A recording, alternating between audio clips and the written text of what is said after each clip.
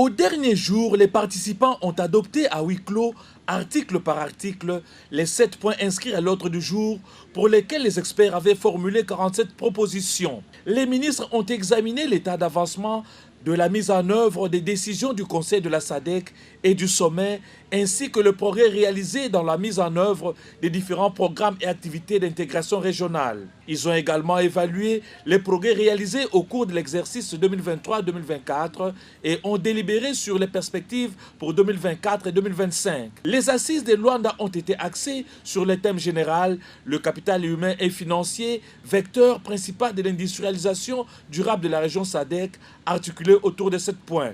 Il s'agit notamment de l'état des finances, la mise en place du programme régional en faveur des jeunes de la SADC et les questions diverses où la RD Congo a fait un point d'information sur sa volonté de devenir membre de la Troïka de l'organe en août 2024. C'est le ministre des Affaires extérieures de l'Angola, l'ambassadeur Tete Antonio, qui a clôturé ses assises. À cet effet, il a salué la présence de tous les ministres des pays membres de la SADC ayant pris part au Conseil des ministres qui s'est tenu en Angola du 10 au 11 mars 2024. Le diplomate angolais estime que toutes les décisions adoptées seront mises en œuvre. Il a également remercié le secrétariat et toute l'équipe qui a travaillé dans le but de s'assurer que la SADC reste une organisation forte pour la région. C'est au niveau du Conseil des ministres que les États membres se réunissent pour s'assurer de la mise en œuvre des recommandations adoptées.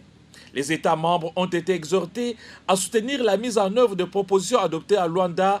Concernant la gestion des catastrophes dans la région SADC, les risques des cyclones ont été annoncés depuis la fin 2023 et se poursuivent en 2024. Le Conseil des ministres a adopté la convocation d'une réunion des États membres afin de s'exprimer pour obtenir des fonds pour pertes et dommages. Quant à la sécurité alimentaire, suite à la sécheresse ou une pluviométrie très élevée observée notamment au Lesotho, Botswana, Zambie, Mozambique, RD Congo, Angola, etc., le Conseil a exhorté les États membres à réaliser d'urgence les évaluations au niveau national, l'impact de la sécheresse et inondations afin de déterminer des mesures à prendre, d'apporter un soutien aux communautés des agriculteurs touchés.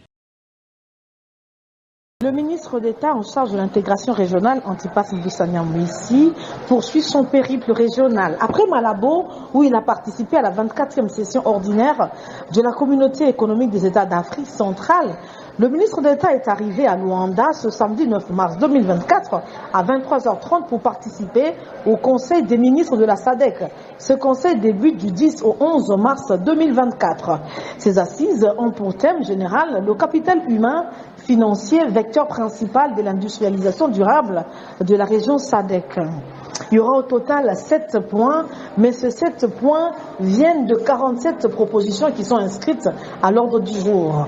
Et parmi les points chauds, nous avons retenu la question de finances, qui sera une question très importante. L'on se souvient que lors de travaux de hauts fonctionnaires, le secrétariat exécutif a reconnu avoir reçu un total de 126 819 499 $ au titre de contribution annuelle des pays membres. Sauf, retenons que l'Union des Comores et la République de Madagascar qui font l'objet des sanctions pour des arriérés. La RDC par contre a entamé le paiement de ces contributions supplémentaires, notamment celles approuvées pour la SAMI RDC. Et pour ce qui est de la gestion des catastrophes dans la région SADC, il y a des risques de cyclones qui ont été annoncés. C'est depuis la fin de l'année 2023 et ce risque se poursuit jusqu'en 2024. Le Conseil de ministres va donc adopter la convocation d'une réunion des États membres afin de s'exprimer pour obtenir le fonds pour pertes et dommages. Un autre point, c'est celui de la sécurité alimentaire, suite à la sécheresse ou une pluviométrie très élevée. C'est le cas par exemple du Lesotho, Botswana, on doit citer aussi la République démocratique du Congo, la Zambie, l'Angola et le Mozambique, ainsi de suite. Le Conseil a exhorté tous les pays des États membres de procéder, les États membres de réaliser d'urgence des évaluations pour prendre des mesures et d'apporter des soutiens aux communautés des agriculteurs. On doit savoir que le travaux du Conseil de ministres qui débute ce dimanche 10 va se clôturer le lundi 11 mars à 16h où le Conseil va procéder à l'adoption des décisions prises.